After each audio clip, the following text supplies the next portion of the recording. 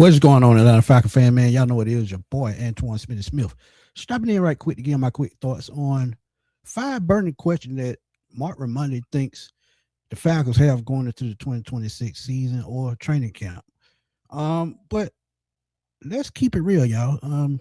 These 5 questions I pretty much already answered. But I'm gonna scan over it and give my quick thoughts on it. And we're gonna roll on up out of here, man, because y'all know I got to tell it like it is. But key questions for the Falcons as training camp nears, including the quarterback one status. But first question, will Michael Penix be fully healthy? That nobody knows, but he says no one knows for sure. Penix has been steadfast. He'll be fully clear for everything in practice by training camp, healthy to start week 1. Penix himself cannot dictate how his left knee recuperates from ACL surgery he underwent in November. Typical recovery, such as an injury, in between 9 and 12 months. The beginning of that period for Penix will be midway through training camp. There have been encouraging signs. Penix impressed a lot of people, just how far along he was. And yeah, he gave that update many times. We saw him in 7-on-7 drills, had done this twice before with the other knee, which means this is his 3rd injury. After all, this is not a foreign process to him, but it's still impossible to know when he'll be fully healthy and it can include and be fully cleared for 11-on-11 team sessions. Until that happens, Tua has to be considered the starter. And this is what I keep telling y'all, man. This is Marc Ramondi dropping this. One thing about it, man, when you really don't know what's going on physically, how can you pretty much predict when you're gonna come back? This is why I keep saying, first 4 games PUP list. But we saw him, moving his legs, getting his groove on. But none of us knows for sure. We just have to wait and see. So that is one question that we've been talking about on the show for a while. But let's get right back into it, man. Let's get right back into it. Next question, will James Pierce be suspended? Absolutely. We all know this. Pierce is expected to be disciplined by the NFL for his arrest in February on charges that included aggravated assault with a deadly weapon. He allegedly ran his vehicle into a car driven by his ex-girlfriend. We all know all that. How long will the suspension be, and will it be issued or still unknown from a legal perspective? As long as he stays out of trouble for a year while passing drug tests, keeping away from his ex-girlfriend, it'll be dropped. And we know he on that 12-month program. And that 12 months, it seems like an eternity when dealing with a female. Let's just keep it real. But it said Pierce returned to the Falcons during a mandatory minicamp. Defensive lineman Brandon Dorless said that they welcome him back, but Pierce still has to re-earn the trust from his teammates. And that's honestly, that's a given, because let's keep it real. When you go out and make stupid mistakes like that, and you putting your season in jeopardy, and you putting the team's season in jeopardy with the media antics, and you being a key part of that team with 10.5 sacks last year, that's something that they got to replace. But they did go out and sign 2 edge rushers this offseason, just in case this case went the other way. So that was a smart move in itself, and we'll see. But it says he returned to the Falcons mandatory minicamp. Did not speak to the media, if y'all remember. But defensive lineman Brandon Dorless did welcome him back. And they said he led the Falcons with 10.5 sacks last season, the most by a rookie since Michael Parsons in 2021. So the talent is there. The talent is there. He just had to stay out of trouble. They said with the possibility that Pierce could be out, the Falcons added plenty of edge rushers, and I talked about that with Ojulari Ebukam and Cameron Thomas. And that, to me, is a telling sign that you can't risk it. But James Pierce, I think he's going to be suspended at least 4 to 6 games. I'll give him the 4 to 6 games. Who knows what they may do? We've seen Rashee Rice and other guys, get suspensions. But hey, Josh Gordon got suspended time after time until he just decided to quit football, but they gave him chance after chance. But will they do that for anybody else? That remains to be seen. But a key question that a lot of us want to know, man, is When is that Bijan extension going to come along? Is it up next? Who knows? It says in short, the new Falcon front office led by General Manager Ian Cunningham, Matt Ryan have been busy. They've already signed Kyle Pitts and Drake London long-term deals. Pitts and London were top 10 picks 2021, 2022. The Falcons took the number 8 pick with Bijan Robinson the very next year. Atlanta doesn't have to rush because he literally has 2 years left on his deal. But Robinson under contract, and the 5th-year option will go into effect, which I'm sure they're already picked up.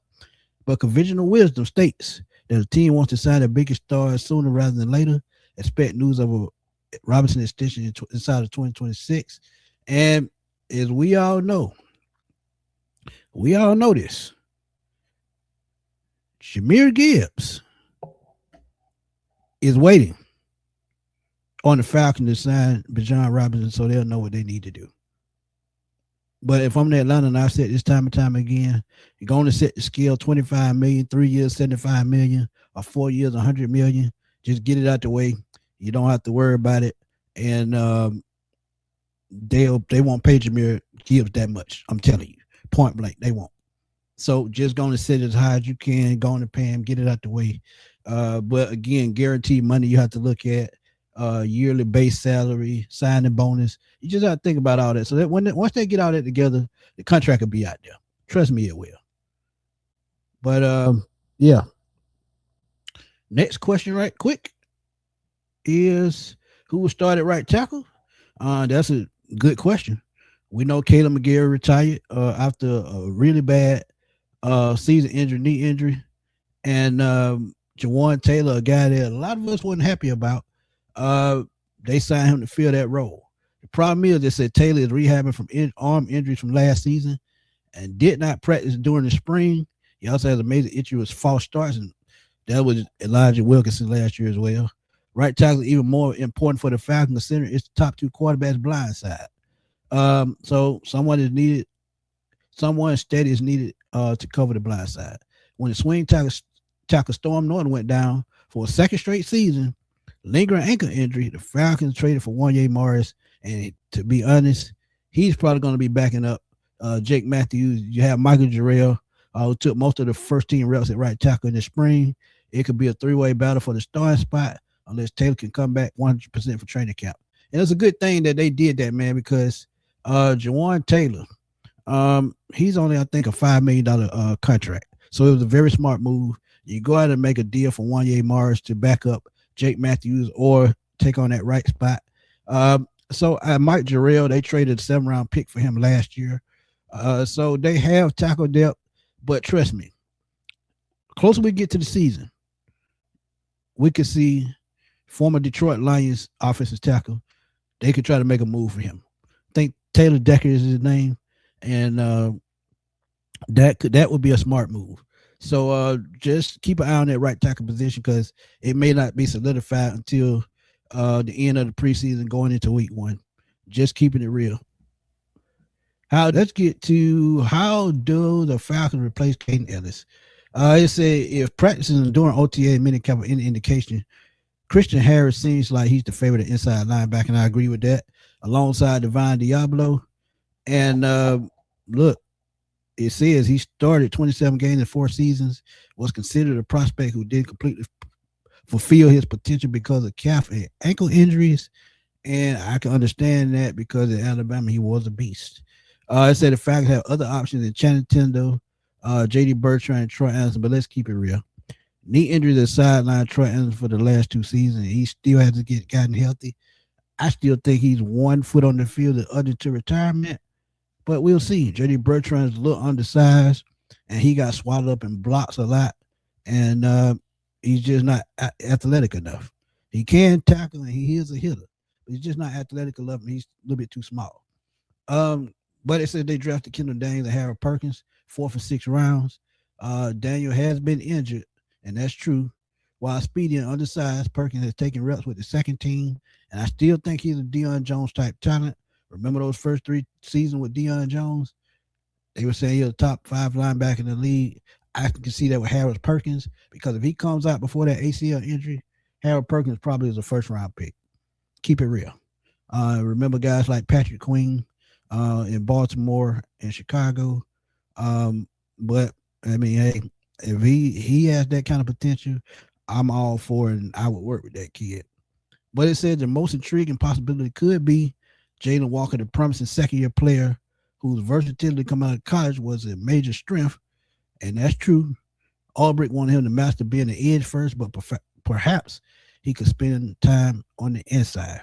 And you putting Jalen Walker on the inside as a off-ball linebacker that can play the run and play the pass, and the same with Harold Perkins and Kendall Daniels that go along with Divine Diablo. You can scheme up all kind of zone blitzes. You can scheme up, just shooting the gaps, just anything to get these linebackers off in coverage or getting after the quarterback because all of them are fast. Harold Perkins, I think, is a 4.4. Jalen Walker is a 4.4. Kendall Daniels, former safety, 4.4, 4.5. Trust me, Albrecht is going to have a good time with these linebackers. But those are the 5 burning questions for the Falcons heading into training camp. And Marc Ramondi always drop decent content. But again, any of those 5 questions that you agree with, let me know by dropping the comments in the comment box. Let's debate. Let's have fun as always, man. Y'all know how we do it on Sports Machine. This your boy Antoine Smith signing off. I will holler at y'all soon, man. Peace.